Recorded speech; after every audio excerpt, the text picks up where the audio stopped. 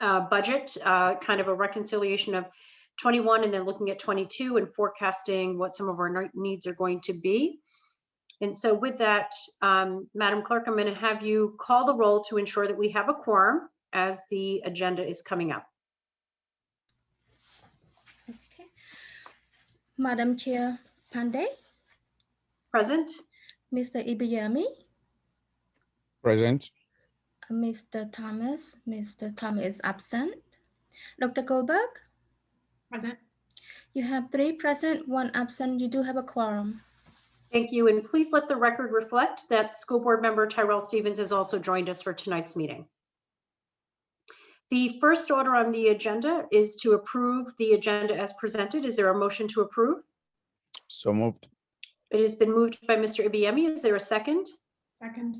It's been seconded by Dr. Goldberg. All in favor signify by saying aye. Aye. Aye.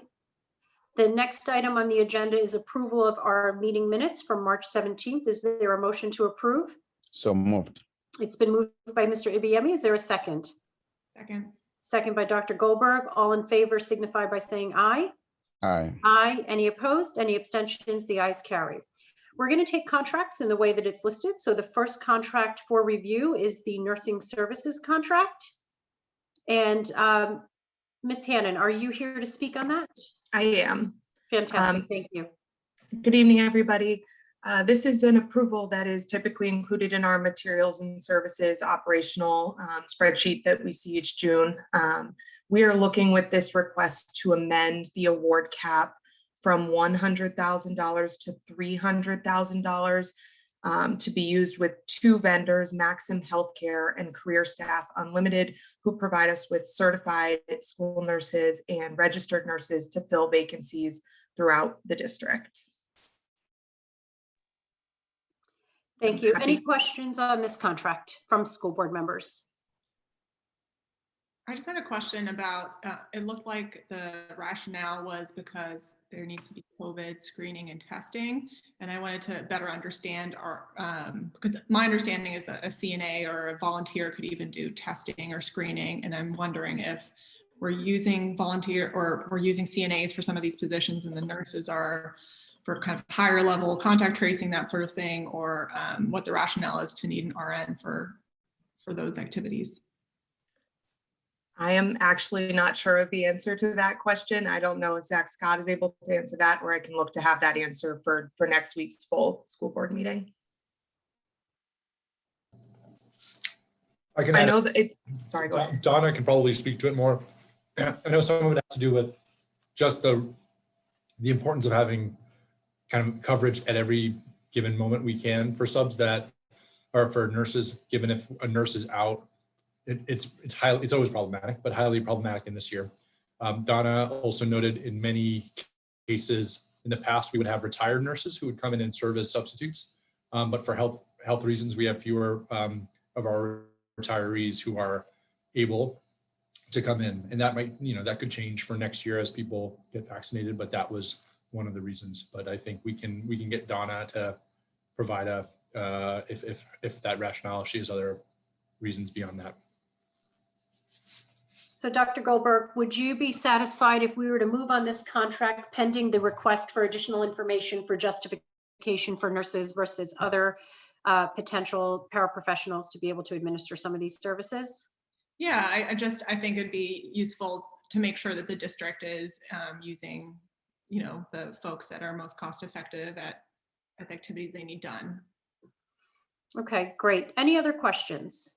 And thank you for flagging that as a non-medical expert, knowing and not knowing what type of personnel are required versus preferred are 2 different things. And so if there's a way to be able to have some cost savings, obviously looking at that, but also if there's a rationale would support it. Any other questions by board members? All right, so I will ask for a motion to recommend the approval of the nursing services contract pending additional information on the rationale for staffing with nurses. Is there a motion? So moved. It has been moved by Mr. Ibiemi. Is there a second? Second. Seconded by Dr. Goldberg. All in favor signify by saying aye. Aye. Aye. Any noes? Any abstentions? The ayes carry. Okay. The next item on the agenda is the contract for Medify. These are for replacement filters. Mr. DePina. Good evening, Ms. Panday, and good evening, members of the Finance Committee. As you mentioned, this is pretty straightforward. We received a donation from the Rhode Island Emergency Management and the Education Operations Center, the EDOC, of about 1,683 of the Medify MA112 air purifiers. They come with 2 filters. These are MERV 13 rated filters, so they're highly effective at purging the air. They have a 3,000 hour life cycle. So there's a little red light that comes on the unit when it reaches that 3,000 hour threshold. So we're starting to see the little red lights come on, and these units that have been distributed to every classroom, in common space, and office, office space.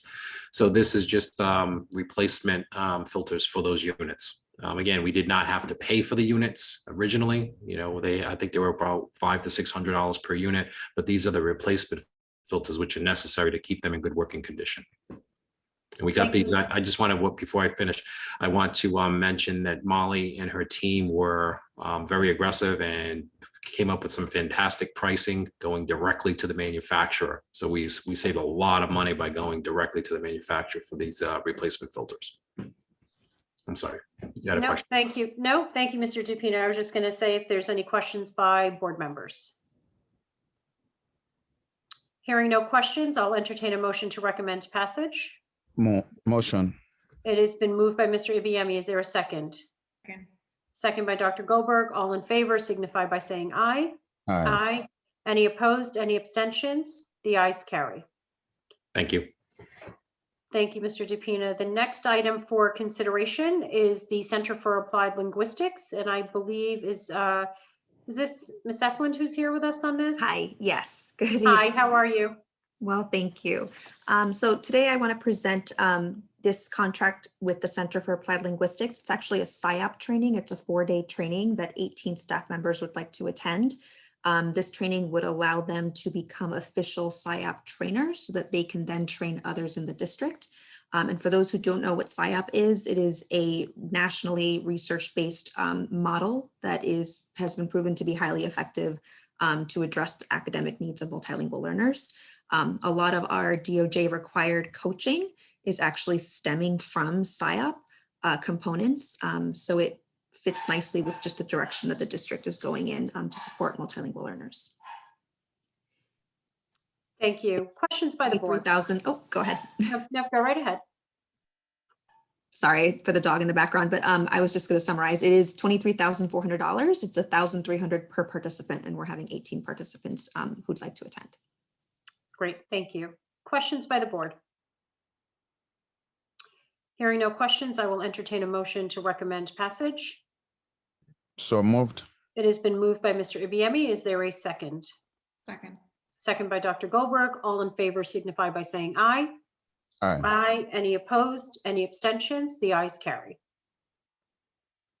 The next item on our agenda is for the Accelerated Higher Education Engagement. This is with Rhode Island College in the Community College of Rhode Island. I'm not sure who's here to speak on this contract.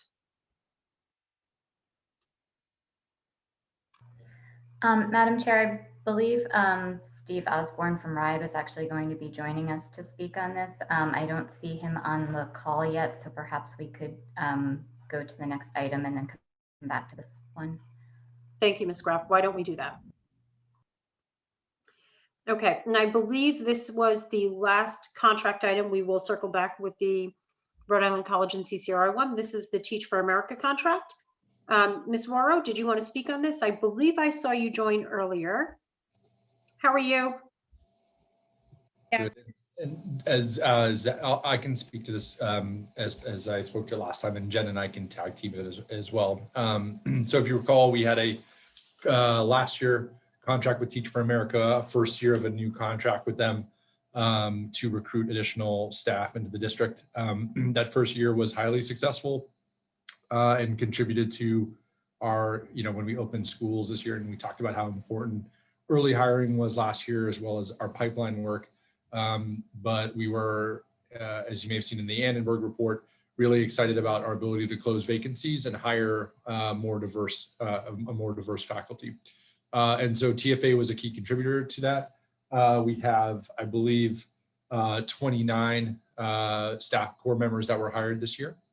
And it's over time been our most diverse pipeline in bringing staff into the district. So what we're asking here is to increase that to 50 because while we have that 29 this year, we would be looking to hire an additional 20 for next year. And so you pay, it's a 2-year commitment. So you're paying, this would be for the retaining the 30 we have for next year, as well as hiring 20 additional. And one of the benefits of working with Teach for America, among the ones I've already mentioned, is we sit down and we look at our staffing projections and know the areas in which we need support. And it doesn't change dramatically. It's typically our middle school, math, science, English, and high school, but they do a good job of catering and bringing in candidates to the areas we need. And again, are one of our more diverse pipelines. So we're looking to expand that for next year, given the success we've had last year, and are happy to answer questions. Thank you, Mr. Scott. Questions by board members? Just as a point of information for me, 10,000 per person seems very small amount. Is this like a federally is there a subsidy that makes up for the rest of the pay, or how does that work? Yeah, I mean, our colleagues at Teach for America, I think the actual cost per person for them is a fair bit higher, but the kind of full cost to them is brought down by philanthropy that they receive. It is on the district's part a significant contribution. It's roughly the same, I think, as we do for city year core members. So it is high. I mean, I think given our need for talent, it's one we feel is well worth it. But it is not a small investment per person, but one we think is valuable, particularly given that many of these folks do stay on and are continuing in the district, many of whom are in leadership roles. And Dr. Goldberg, just to kind of further that, so the 10,000 per is essentially the cost of the recruitment of the candidates as well as the professional development and supporting them throughout the year. The actual salaries, they become employees of PPSD and they go on to our payroll for their annual compensation. And so the $10,000 cost is to support ongoing professional development, because some of the teachers that come in from TFA, so this is that alternative certificate pathway, and so many of them may be non-traditional candidates coming through, and part of the commitment on coming in through Teach for America is there is a professional development curriculum that aligns with the standards to get folks certified. And so this helps with any of the professional development. It helps with, of course, the recruitment fees, all of that stuff for Teach for America. Okay, wonderful. Thanks so much for that explanation. Certainly. And Mr. Scott, I just wanted to confirm, so the fee is $10,000 per year per TFA member, correct? That is correct, yes. Okay, I just wanted to confirm it was 10 per year per. Okay, fantastic. And obviously that's just for the first 2 years. So if many of them, That's correct. we don't have to pay them for beyond that, but for the first 2 years, yes. Correct. And I know that that TFA has been a valued partner of ours in terms of helping recruit teachers that are more reflective of our community, and some of the professional development training is some of the higher quality stuff that we've seen. So I know that this is a relationship that we value, and glad to hear that they were able to help increase their capacity as we continue to look to not only fill true vacancies, but move the needle on those hard to fill positions. Other questions by board members? Hearing no further questions, a motion to recommend? So moved. It has been moved by Mr. Ibiemi. Is there a second? Second. Second by Dr. Goldberg. All in favor signify by saying aye. Aye. Aye. Any opposed? Any abstentions? The ayes carry. And Madam Clerk, I'm just going to check to see if Mr. Osborne has joined us from RIDE to be able to review the accelerated higher education engagement contract. And if not, I would probably entertain a motion to move this contract out of committee and go to full board with it next week, and see if RIDE can join us at that point, instead of waiting an entire month for it to resurface in finance. So moved. Okay, so we will move, the motion is on the table by Mr. Ibiemi to move the contract for accelerated higher education out of Finance Committee into the full board meeting, which will be next Wednesday. Is there a second on that motion? Second. Seconded by Dr. Goldberg. All in favor signify by saying aye. Aye. Any opposed? Any abstentions? The ayes carry. So we will continue this matter at the full board. And I believe the last item on our agenda, Mr. Scott, you're going to be previewing our budget. I believe there's a slide that you want to present, kind of review where we are in the process for budgets, looking at anticipated revenue and expenses for fiscal year 22. So Mr. Scott, the floor is yours. Excellent, thanks so much. And I can share here. So exactly as Ms. Pandey said, what we'll be talking through is kind of the arc of where we've been over the past few months and where we'll still need to go. 2 meetings ago, we were talking about FY21, which again was a little bit of a unique thing this year, given the late budget passage of our state aid. Last time we talked through long-term enrollment and financial planning and what kind of the long-term outlook looks like for the district financially. Today we'll, as Ms. Pandey said, start into FY22 and kind of give you an overview of what we're thinking for FY22. And then in the future, we'll share some of the details as well as dig into some of the acceleration and stimulus spending that is coming up in the coming, that we're kind of is already underway.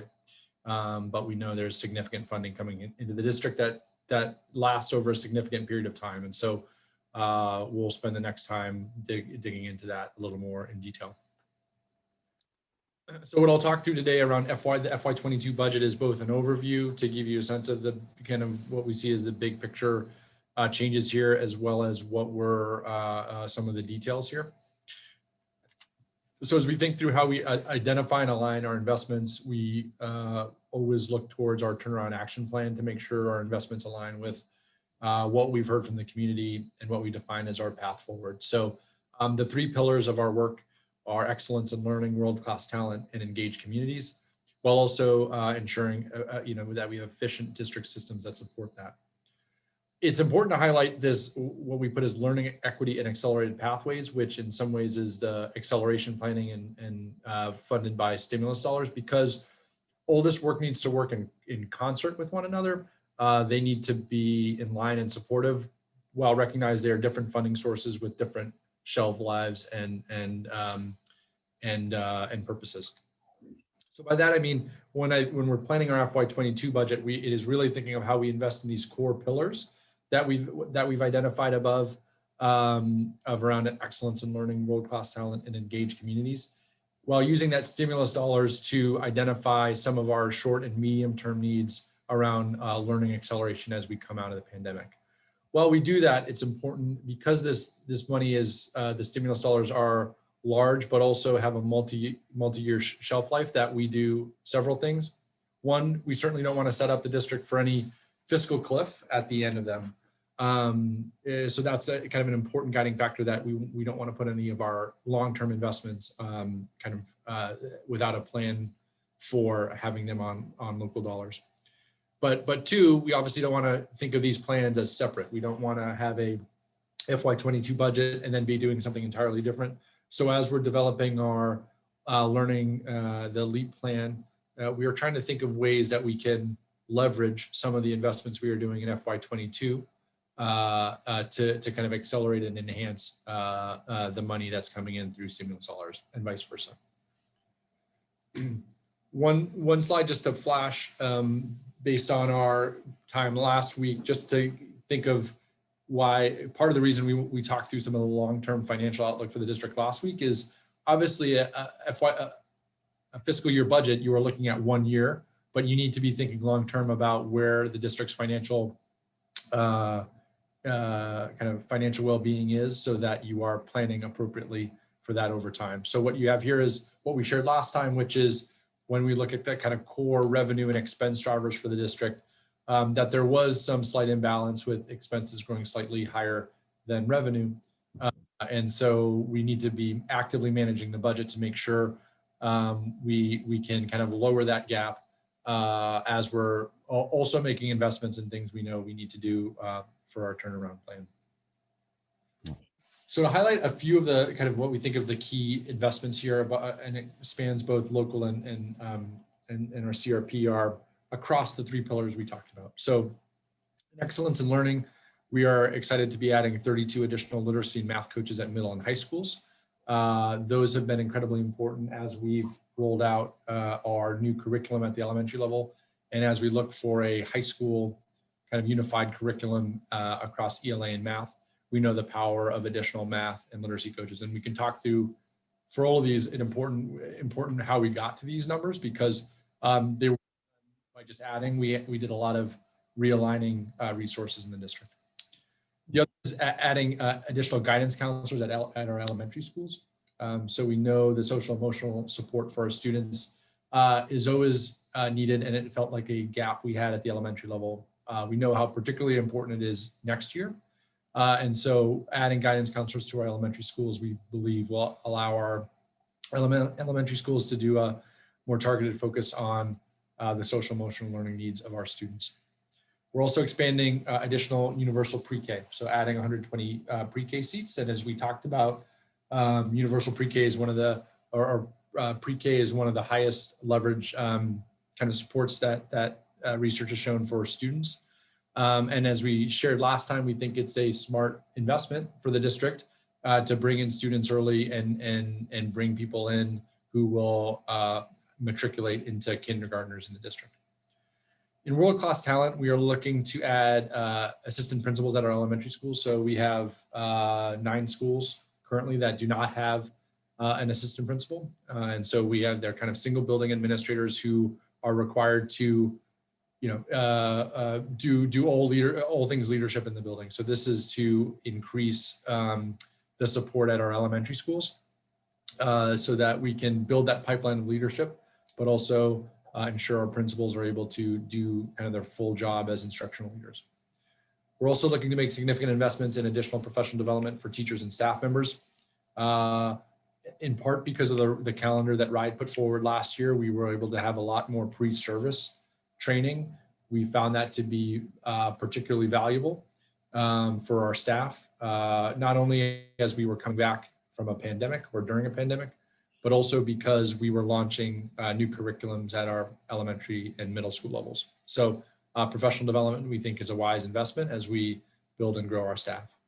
And then lastly, around engaged communities, it is adding 26 additional school community specialists and culture coordinators.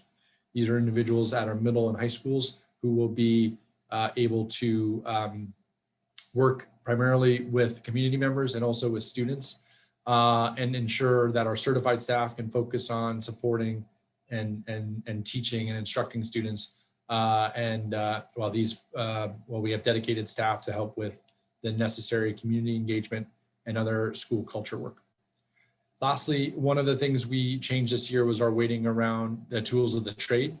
And that was providing additional weights for our students experiencing poverty, which pushed more local dollars and discretionary dollars to our schools. I'll walk through the details and then happy to answer questions that may come up. So as a reminder from last time when we talked about some of our core revenue and expense drivers, just to bring this back as it'll kind of frame where we talk about where we see our revenue growth for next year as well as our expense growth.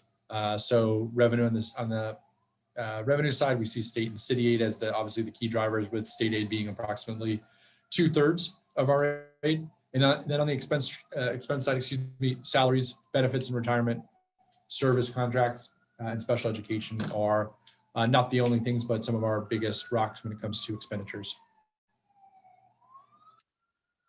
So lots of numbers here, but I'll try to walk us through it so people get a sense of the progression. So what you'll see on the far left-hand side is our current FY21 budget, the one that was passed, it would have been in March. And you'll see that, the $410 million total budget, which includes both state and city sources. As we move through from what was requested from RIDE and then what we're proposing is based on anticipated changes in enrollment and how we expect state and city aid to shake out. Like last year, the state aid is a little bit up in the air in terms of exactly how it will be calculated. But we're using numbers that we're fairly confident in, and it's just a matter of that as the state and governor have used their proposals, they've used last year's March enrollment rather than this year's March enrollment. And part of that is a understanding of how the changes in the pandemic were kind of one-time dips in enrollment. And so we've factored that into our projections. And it ultimately yields a $8.5 million increase to PPSD, 3.6 of which comes from state aid and 4.9 of which comes from city aid. And as a reminder, as we talked through the city aid last time, that's based on the percentage increase in total state aid. The amount that increases is the amount that we're expected to receive from the city. And we've been in close contact with the city, both about the FY21 as well as the FY22 approximation, given that this is the kind of the first few years of operating under this new governance model, but also in the pandemic. So that is something we are working closely with them on as we are both developing our FY22 budgets. So this is the revenue side. When I look at how we build up to that 8.5 million, obviously the biggest changes here are contractual obligations, benefits, and retirement. And those contractual obligations are one where we have agreed upon CBAs, collective bargaining agreements. What we see is the step and cost of living increases. Our service contracts like our transportation and custodial also see kind of a year-to-year increase based on often the CPI, the Consumer Price Index. Professional development was one that we had highlighted as a investment that we were looking to make next year. A small net position increase, and I'll talk through how we're able to do that because, as you probably saw in the former slide, lots of positions that we're investing in. But again, it's in many ways a reallocation of resources to ones that we think are better aligned to the needs of the district. Tools of the trade increase that we mentioned, some IT enhancements that we're looking to do around digitization of some of our records, as well as online applicant improvements or an online applicant tracking system, and then kind of a net other expenses. And taken together, that yields the 8.5 million that we're expecting to see in revenue. To talk through the positions, because I think that's important to understand about how we were able to make those investments. So what you'll see here are changes that we made to both reductions, conversions, and additions is what we'll call them. So on the left-hand side for reductions, what you'll see are reductions largely to teaching positions. At the elementary level, these were due in many cases to enrollment, both in classroom enrollment, where we did not have enough students who weren't a full class, as well as reductions in historically, we've seen enrollment declines in our elementary schools, but some of our specialist allocations like art, music, and PE have not changed accordingly. And so we've adjusted those to be more in line with the number of classrooms and number of students that we serve today.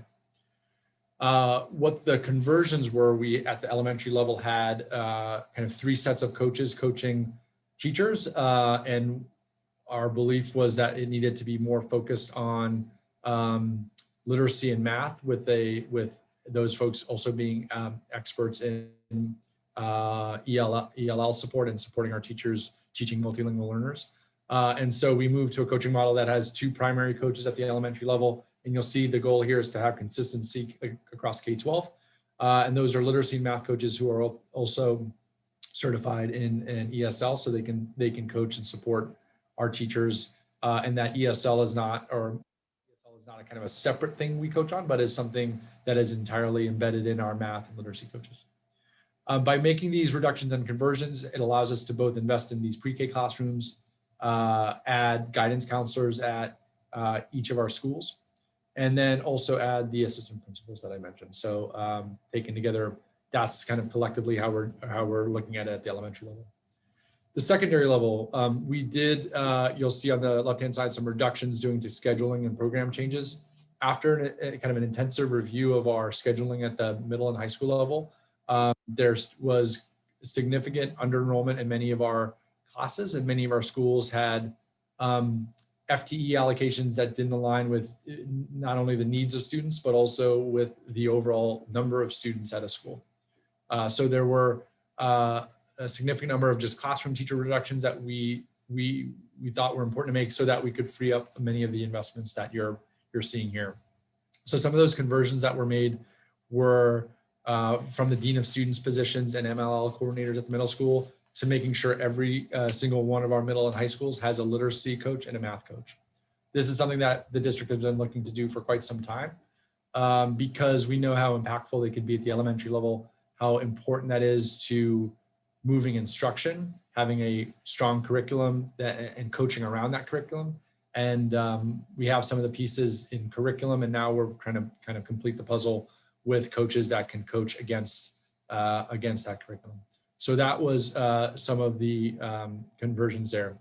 And then in the additions, we had both school community specialists and then culture coordinators added. And the goal here are having more folks who are working with students during the day, but also with families. A lot of the work for our school community specialists over the summer will be doing outreach at families' homes and trying to bring students back who have been either chronically absent or disengaged this school year.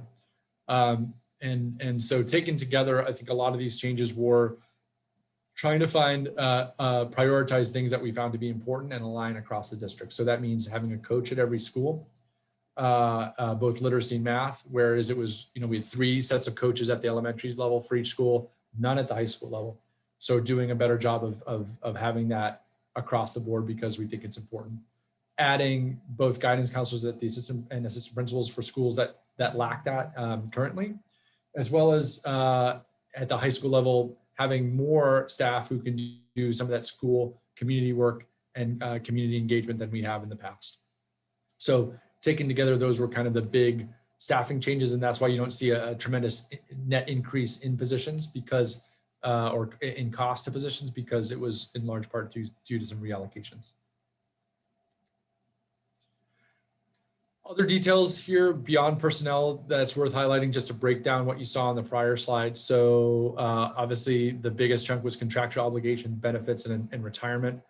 About 2.2 million of that was in labor obligations, which are again steps and cost of living increases that we have in our agreed upon CBAs, as well as active medical, retiree medical, and retirement. Our service contracts, you'll see the transportation and custodial contract. The transportation one was based on the contract that was recently approved.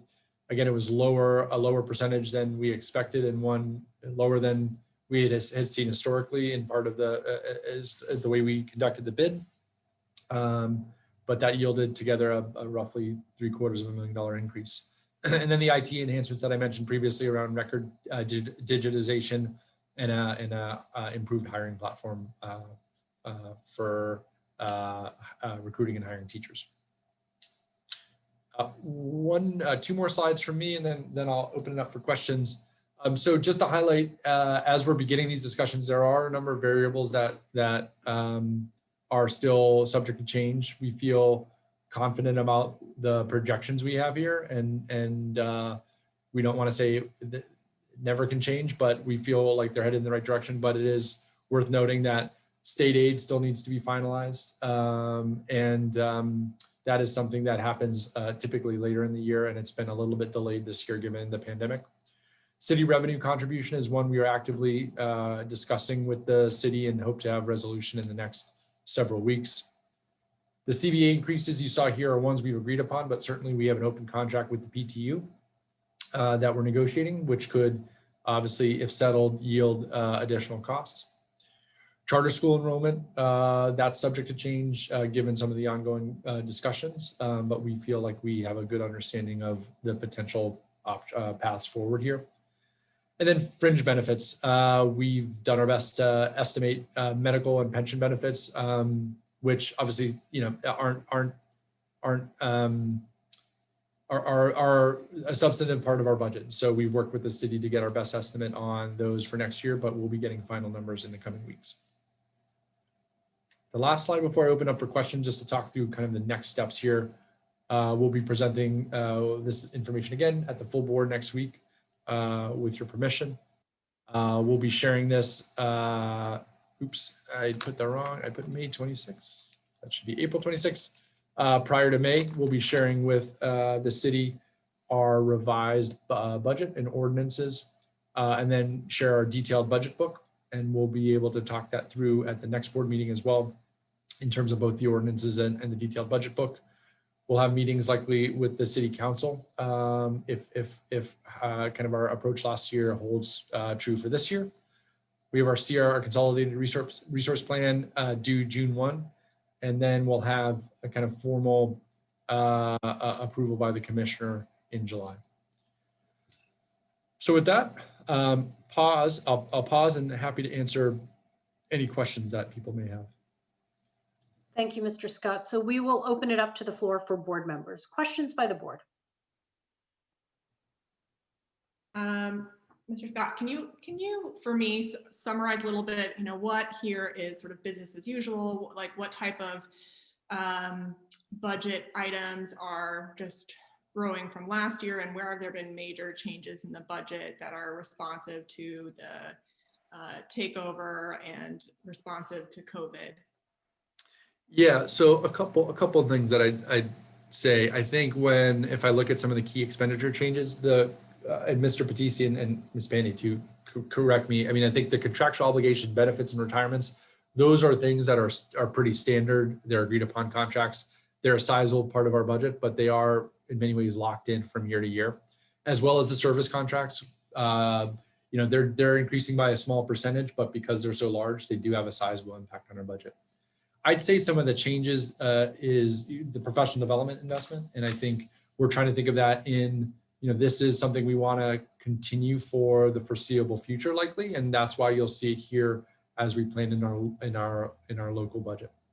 The net position increase. So this is small. I think what has been different in my perspective under that we've taken here is, last year, we had these discussions about wanting to add coaches and assistant principals, and those were goals. And I think we recognize that our long-term financial outlook is not that we can just add in ways that are unsustainable. And so we went through the process here of looking at all the positions we had, the needs of different schools. And so while the net change isn't high in terms of positions, it was a lot about prioritizing what we believe is important and committed to in our turnaround plan. So I would say to your question of what's kind of different, this was frankly a fairly large change, even though the net change isn't big, but it was a fair bit of reorganization. And yeah, I think that would be the main things. I think to your question on the response to the pandemic, I think that is, we are trying to do as much as we can to think of the large amount of stimulus dollars we're getting as funding that, because that is obviously, even though it's longer term than most stimulus dollars, it'll last us in some cases through 4 years. So we have it over a considerable amount of time. It does have an end life. So we don't want to be putting any long-term investments or shifting onto that in ways we can't shift back onto local dollars later. So that's what we'll talk through in more depth the next time, with a kind of a focus on what's the next year look like. But this, most of this budget that we're talking through here is like, let's talk about our core budget, pandemic aside, not because we're not thinking about the pandemic, but because a lot of what we'll see in the stimulus funds or what will be directly, targeted to address not only obviously the safety aspects of the response to the pandemic, but also the social emotional learning and academic responses to the pandemic. Thank you, that was really helpful. And then on the discussion of stimulus funding, I know that the discussion about how we're going to spend that money that's coming to the state has really taken off, that the Rhode Island Foundation is a commission with which Pandy is also on. And how do we make sure that schools are front and center in that discussion about how these stimulus dollars are used, and are we going to have an opportunity to provide input on how that funding is allocated? Yeah, absolutely. So the answer is yes. I think as you've seen, it is a lot of stimulus dollars coming to the state, and the district is certainly part of that, both in the ESSER 2 and ESSER 3.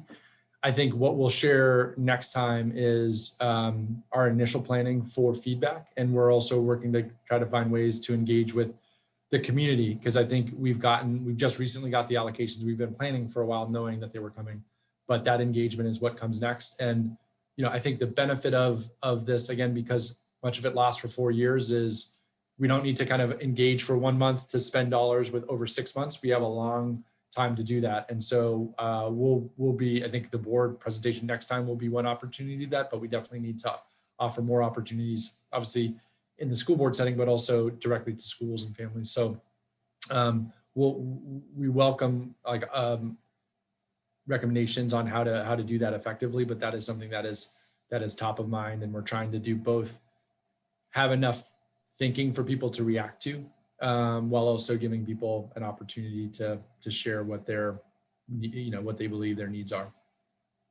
And I also think, Mr. Scott, we're also waiting for final guidance, right, from the federal government. And so a lot of the guidance is yet to be determined, and they're anticipating by mid-May, all of the guidance and regulations will be published. So it'll give us better guardrails on what we can spend on and not spend on. But I know, Dr. Goldberg, you've already started sharing articles with us to start thinking about how those dollars are spent. And I think one of the things that we've got to make sure as we're talking about that is recognizing there are potentially 2 additional stimulus packages that are being contemplated, right? So the infrastructure plan might very well speak to our buildings. It might look very different. And so whatever we do and whatever discussions that I will make sure that whatever voice I have will allow for community dialogue to take place. But we also want to make sure that when recommendations are made, we also want to make sure that the dollars are properly appropriated. So if there's an infrastructure package that's coming that is going to allow for more of the building improvements, if it's going to allow for us to look at redesign and actual new construction, that's a really exciting part of this, and want to make sure that we are not necessarily using one bucket of money for what could be anticipated future funding. But I know that there is quite a bit of money, and I think we do need to think about long-term strategy and how it's going to help kind of rebuild to the district overall, as opposed to these one-shot deals. Yeah, and one thing just to preview how we're thinking of the funding. So both across, there's ESSER 2 and ESSER 3, but from what we've learned, like one ends a year earlier, but the rules around how you use them is likely roughly the same. But because it has this longer time, we've been thinking of trying to at least plan that you would spend something around 40% in year 1, 30% in year 2, 20% in year 3, 10%, so that you have a step down and you kind of prioritize investment early on. Not like you don't want to, obviously bad outcome is you spend all of it up front and then you don't have anything left over, or you wait until the end and don't spend it wisely. So we're trying to think of it in that way, so that it gives us some discipline and structure around what feels like a lot. I mean, not feels, what is a large amount of money that can feel over, like so big that you don't know where to start. But we think that's been helpful, at least for us, as we've been planning to think through what does year 1 look like, but knowing that we have several years after to use it. Is there a planning committee, or like, I know, for instance, the city of Providence, I believe, hired 6 new positions to kind of figure out where to put this money and how to best invest. And other than your presentations, Mr. Scott, I don't think I've really heard from a lot of other people talking about how this money is going to be used. Do you feel like we have the capacity within PPSD and RIE to kind of orchestrate that large project? Yeah, I mean, I think we've started planning by using the leadership team at PPSD and RIDE. And RIDE's been doing a nice job of bringing districts together to plan. So I think our next step, and some of that has been using outside support and extra capacity to help us both in doing some of the analysis. So I don't know if Kachara is on, but she's been leading obviously a lot of the academic work. And some of that was bringing in outside folks to help us think through what's, if we think of, we obviously do a lot to support all of our students, but obviously there are targeted groups of students, whether they are multilingual learners, whether they are students who have been chronically absent. So there's been a lot of outside work to help us understand how we prioritize students. So to your question of like, do we have the capacity to do it? Yes, I think we need to, as we start, like we're in the phase now that we need to start pivoting towards getting feedback on some of the initial planning. And that's what I anticipate coming in the next weeks and months. Wow. Like a couple of things. Good afternoon, Mrs. Harrison. Sorry, my camera's off. I do want to just remind us that we also have a pretty aggressive turnaround action plan, and that's sort of where we start because we want to make sure that those priorities are being stood up. Zach mentioned Kechara being on the state's task force, LEAP task force, which is our group of sort of thought partners from around the country that's bringing in the research, bringing in the practice. How should we be thinking about that? I literally just logged off a call with superintendents from around the country that are thinking about in a think tank around how are you thinking about these dollars? How are you thinking about innovation? I'll give you just a couple things. I don't want to get into the weeds, but there's a lot of research out there that talks about how do we accelerate learning? How do you give opportunities, longer school day, high dosage tutoring, like all of those things that matter, acceleration, all of those things. What we talked about today, just the executive team and I, was how do we ensure that we're listening to students to provide a student experience that they appreciate? Kids are not going to come back to the same old thing. I mean, a longer school day, tutoring, that's not sexy to kids. So how do we get them re-engaged, and how do we ensure that we're investing in the student experience? And we believe we get that data from students. So we've had a round of student summits, we've had teacher summits. You probably have seen where we've just released our first application for the Teacher Innovative Grant. So the folks that are actually doing the work, you tell us how we should be thinking about it. There's research, there's guidance, there are design principles, but we found some of the most impactful feedback is listening to parents and community folks. So I know Audrey's on here, our communications expert. She is also thinking about, from a communications perspective, how do we get out in front of the community and how do we deliver the message, but how do we get feedback? So what is the two-way communication around, and you know, I've been making my stops at our PAC meetings, our PTO meetings. Tell me, how should we be spending the money? And I really, really mean that, because obviously we want to use it around our design principles, but there are tons of ideas out there. And Kechara, 30 seconds, you can talk a little bit about the conversations, the guidance that we're getting from the state level around how we should be thinking about it as well. Yeah, definitely. I think the RIDE held 6 to 7 weeks of the LEAP task force, this learning, equity, and accelerated pathways to really help us rethink learning and not go to remediation or intervention or the same old. And they brought in thought leaders like Pedro Noguera, you know, just nationally renowned, but also looking at community organizations that support the whole child, looking at the data, you know, nationally of what we're seeing as far as learning and academic results pre-COVID and then now. And so we applied some of the same principles that we got at the state level to our internal district, looking at our data through that same lens, looking at our community, meeting as a collaborative team to really plan and talk through. You know, you always dream about, you know, the sky's the limit, there's nothing, you know, nothing's off limits. And now it's like, okay, where do we begin? But also just having great thought partners to help us be very intentional, to look at where, you know, can we do high impact, but, you know, not very challenging. And then also just our school teams, our principals, our teachers who, you know, will be impacted by all of this, that they really are part of our process and our conversations with them. But it's been great really partnering with the commissioner and her whole team really help setting that like vision forward. Their report is scheduled to come out in about another week. And then from that, we're going to pull some of those high leverage pieces into our final LEAP plan and strategy. But we are, you know, also engaging with the community. We're having some sessions on Tuesday nights with our CAB members. And then with Audrey's help, we're going to expand those conversations out to just look at, you know, from an academic lens, from a community support lens, from that social emotional learning and wellness lens, and really ensuring that we are being very intentional and talking to our students. So our superintendent shared about the Student Learning Summit, and they really have a great grasp and they're very vocal. And I think our youngest was in 2nd grade all the way up to seniors, and talking about like, you know, what does the future of learning need to look like? What do they want to be in 10 years? How can their teachers best prepare them for that, future? And then us kind of backwards mapping to best practices, and then identifying those student groups that have been most impacted either through the pandemic or before the pandemic. When we look at our data, we weren't, knocking it out of the ballpark in many areas. We needed to change. We needed a focus on acceleration and on equity. So very exciting.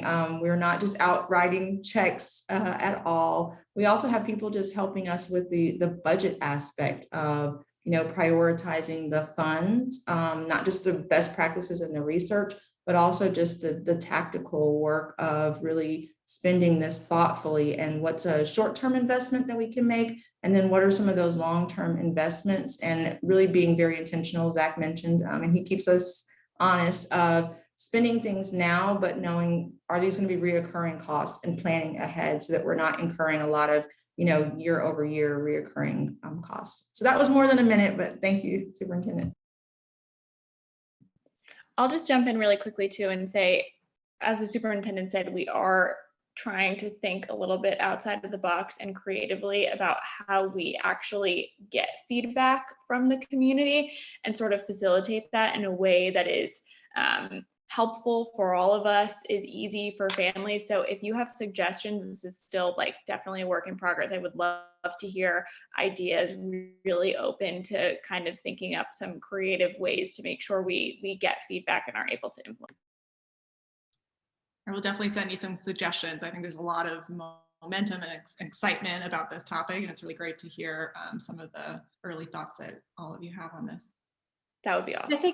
I think Dr. Goldberg, so this is, as you'll see, kind of one of many. So I know we're really here to talk about the fiscal year 22, and a lot of what we're talking about will be impacted by the spend of the stimulus dollars. And again, we are going to have that as a separate presentation. And so I just want to be clear that this is not the first and only conversation. I think that it is incumbent upon us at the Finance Committee to decide how often we want the district to report. And so we will have a presentation, and I think that'll lead to maybe what is the predictable cadence of reporting on those dollars, and how are we making sure that we are constantly having these pulse checks with the community. And so we can certainly use the Finance Committee as a platform to do that. All right. I do have a couple of questions, more tactical questions on the budget. And Mr. Scott, if you wouldn't mind, and I know you and I were going back and forth, and there was some concern when we had our last Finance Committee meeting about some of the positions that were being eliminated or not non-renewed, and whether or not we were not focusing on the community. So if you wouldn't mind going to slide 6 for me, where we're talking about key investments of adding slide 7, sorry, yep, slide 7, the 26 additional school community specialists. I remember at one of our previous meetings, we did non-renewal for culture coordinators, but what we didn't see, that was kind of a conversation in a vacuum, right? And we are kind of restructuring and trying to figure out how to make some additional key investments to bridge the connection between school learning and home and community and everything that surrounds that. Do you know, in these positions, are they going to be similarly structured to the last culture coordinators that we had? And there was only a handful of them. Or is this a new position altogether that's been reimagined, looking at a different level of potential employee coming in? Are there any requirements for that employee coming in? I'm curious because I know that this has been getting a lot of attention kind of at the community level when we were in our last meeting and we did the non-renewals on some of these positions.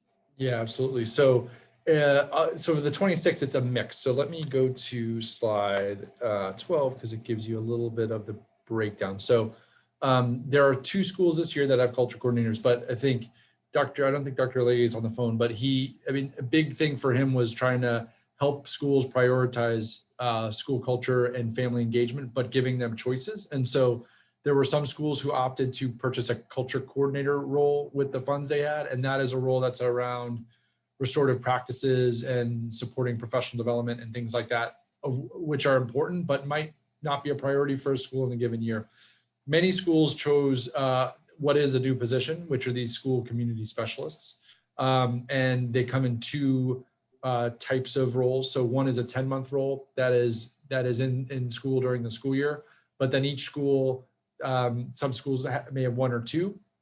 For schools that have multiple, they'll have one that's also 12-month that can also help with the work over the summer of of engaging and going and doing meeting with families and trying to bring students back who were disengaged. So there is some overlap, but I think the culture coordinator role tends to will focus more. It's a little bit, it is reimagined. It was for those schools who felt that was a need, and it is around that restorative practices, culture and development, whereas a school community specialist is more about providing direct engagement with the community, whether that is helping with attendance or working at student, be kind of going over the summer to students' home, or helping during the day during transitions and other kind of parts of the day when students aren't directly in classrooms. Thank you. And if we can stay on this slide for a moment, and I appreciate the effort that's gone into how do we not swell our human capital costs, but making a reorganization for positions that make sense, right? So I understand that completely. I also know that some of the people who hold these positions we might be contractually obligated to keep them if they came from a teaching position or anything like that, right? And so what analysis, if any, has gone into whether or not that would potentially increase some of our costs? And if I can just give an example. So when you look at the secondary conversion, you look at your middle box there where it talks about 17 dean of students and 7 MLL coordinators. And obviously we're converting those positions to literacy coaches and math coaches for the multi-language learners. But that doesn't necessarily mean that the dean of students will be moving into one of those positions. And how many of our dean of students might have come through us through the teaching pathway from another strategy from a few years ago, and how many of them will go back into a teaching position, and will they fill some of those high need vacancy areas that we talked about when we were looking at the TFA contract? So I'm just curious how all of that gets factored in, so that when we're looking at the budget on 14 and kind of those unknown variables, I know that we're in negotiations with our union partners. And so also wondering, are there those accommodations being looked at? And do we know, are any of these conversions true conversions from a person-to-person position? Are these going to be some new hires? What does that look like? All of that stuff is going to be critical. Yeah, absolutely. So a couple of things. There will certainly be some movement from one of these buckets to the other. So right when we see, the MLL, the conversions are often people moving from one position to the other. But even when we think of some of the position reductions in teaching, we expect, many of the coaches who are hired will be from internal candidates, which will not necessarily, they won't be the same people who were displaced, but they might be a rock star teacher who moves into a coach role, and that allows some of those reductions to be backfilled by people who had originally been displaced. So that's, I think there will be some movement. There are places like the guidance counselors where it's not like we have a ton of like that. That will likely be a lot of new outside folks because we don't have, it's not like someone is certified in guidance. So that is one area where there's not a clear, like, one-for-one movement. But taking it all like big picture, this is something we did last year, and Ms. Boro can talk to this because we look at it every week during the staffing season. But what we do again this year is we look at all of our displaced teachers by certification and all of our vacancies by certification and try to see if there are any kind of hot areas, either areas where, gosh, we have a need to hire 10 external people because we don't have enough teachers with us to fill those roles, as well as vice versa, where we might have additional staff compared to positions. Right now, there isn't any area that's particularly concerning. We had a number of kind of a pleasant surprise. Typically, English has been a big need for us, and that does not look like as big of a need as it has been in the past. So that is something, there's nothing that I'm concerned about at this point, but it's something we monitor week to week as we're going through the hiring fair now and as we start to hire externally. So we are looking at, after we've done these displacements, knowing that people can move into other positions, but within the same area of certification. And at this point, I'm not concerned. Just given we have, even after you have this, we always have attrition, kind of normal attrition, whether it's resignations or retirements. And so I think we just might not need to hire as many folks as we did last year. But even last year, where we kind of made a lot of progress, we still opened the school year with vacancies. We still had vacancies that arose during the year. So I think we're in a good spot, but like last year, we'll have to actively manage it. Okay. All right. Thank you. I wanted to make sure that I'm sure you will actively manage it.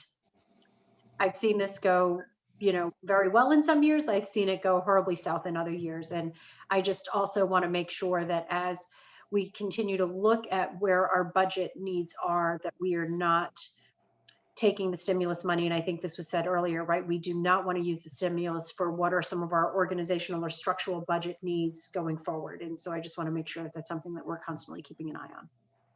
Yeah. All right. Other questions by the board members? Madam Chair, the other question that I have, I think you've touched on it a little bit, still on this slide number 12. And in terms of reduction, teaching reductions due to scheduling program, 73. So, but when you ask the question, I kind of understand what this is, that this is a budget into next year, because my thinking before was that how can we have a reduction in teaching when because of we've had situations where we're now divided in the school district into VLAs and in classes, which will also actually typically amount to more teachers than now having 73 reductions. So, but now that, from your question and what Mr. Scott explained, I think I got it. And this is looking into the future and on the understanding that next year, by God's grace, we won't have COVID situation where we'll have to have two different academies, the one in person and the VLA. So, I was concerned earlier, but with your explanation, I think I got it. Thank you so much. And Mr. Abiemi, that's why I also felt we needed to flag it, right? Because we need to watch this closely. And I think again, there is this public perception that there's a major shortage and then we're yet seeing reductions, but I think it's a realignment. A lot of this is a realignment in terms of like where the true teaching vacancies are and where there's excess teachers, et cetera, et cetera. So there's a reorganization element that's a part of this. But I do think that we need to watch this closely. And you've been on the board with me for many years, again, where we've seen some of these budgets be really well intended. But then when we dig a little deeper and look at the contractual obligations and stuff like that, where do we get to move the needle? And I think that's all going to bear out over the next few months as we continue conversations with the unions on what contracts are going to look like. And so, but I will say this, I do think that we have had in not only just this year, but in the years past, an absolute realignment of what our students' needs are and who our adult staff are in the district, whether it's a teacher, whether it's a coach, whether it's a counselor. We need to make sure that when we look at staffing patterns, it is truly reflective of the needs of the students. And I know that we don't always have that luxury because of the contractual obligations. So I applaud any effort to get us closer to that realignment of student need. And so when I see things like guidance counselors, when I see things like prioritizing social emotional supports, even now more so because of the pandemic, in a year of real stress and anxiety for many of our students, I just think that that is something that we need to constantly look at. I don't think we are estimating enough the needs that our students are going to have when they do come back into the classroom fully.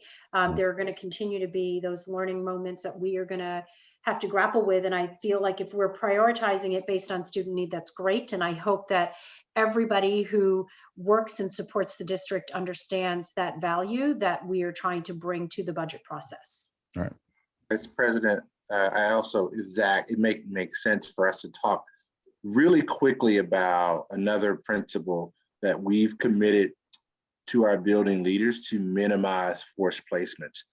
That is going to have a budgetary impact. And I think it's important that we, tee that up for the board and potentially also get some feedback, because that's a challenge principals have had for years. And this year we're trying to commit as best we can not to force place teachers. There's a cost on the other side, but I think the return on that helps. And then we don't have the numbers now, but I do think it's important that we tee that up early, because I do not want the board to be caught off guard when we start to have those conversations. Thank you, Superintendent. And as somebody who was a fierce advocate for criterion-based hiring and moving policies around human capital early on my stint on the board, I recognize and realize how incredibly important it is to have the best talent for our students. And that is at every level, starting with administrators to teachers to folks working and supporting, meals for our students. And I will always be on the side of making sure our students get the best. And if that includes having to look at some reorganization, that is incredibly important. But there are unfortunate, our hands are tied on some of these things. And while we'd like to have ultimate management decisions on these, it doesn't always work in our favor. Yes, ma'am. President, really quick. I heard Zach talk a little bit about the English teachers.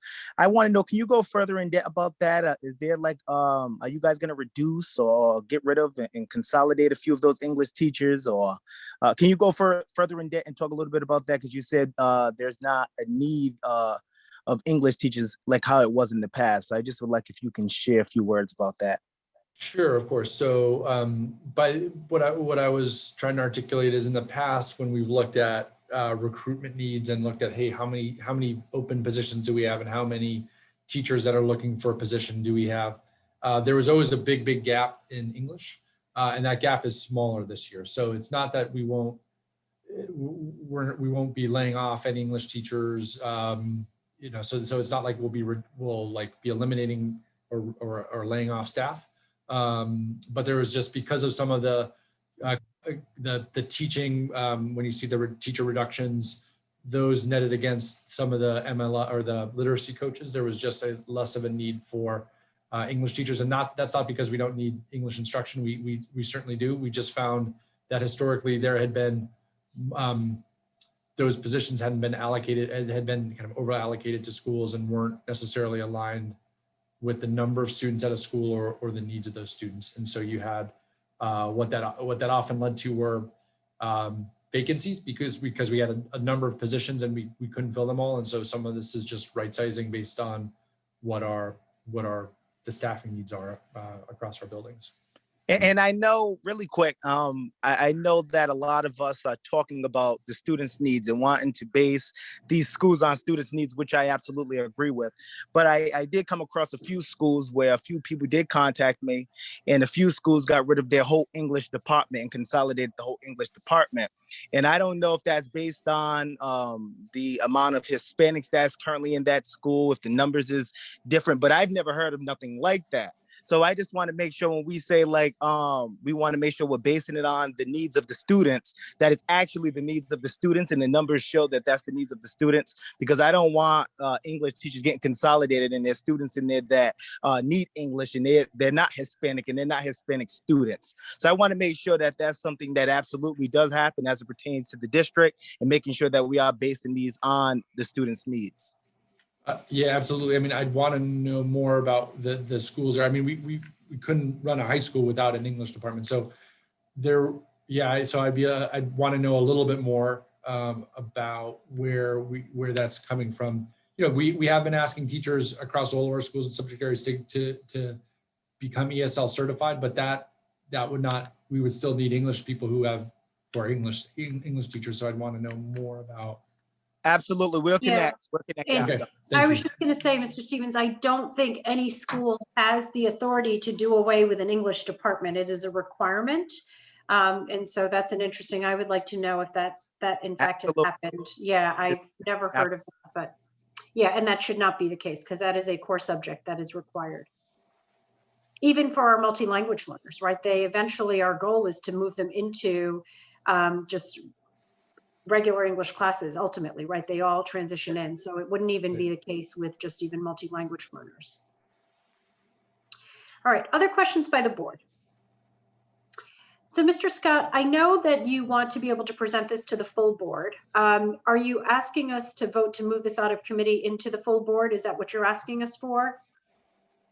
Yeah, I mean, I'm a little bit new to the protocol, given last year's unique time. So yeah, I think whether it's appropriate to present this at the next board or we can talk through the ordinances at the next time, that either one is fine.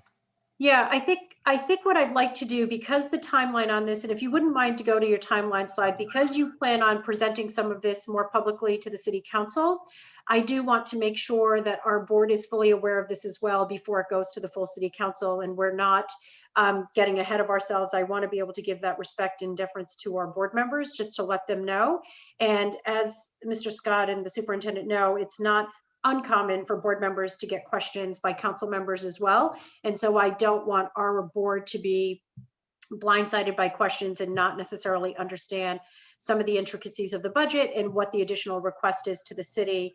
I know that there have been ongoing conversations with the city in respect to the additional 4.9 million in revenue that's being requested. And so I am certain that council members will be reaching out to board members to get their input. And so I think just from an educational perspective, it is the right thing to do.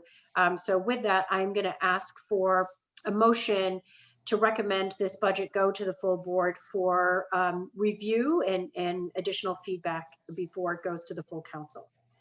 So Is moved. there a motion? There's a motion made by Mr. Ibiemi. Is there a second?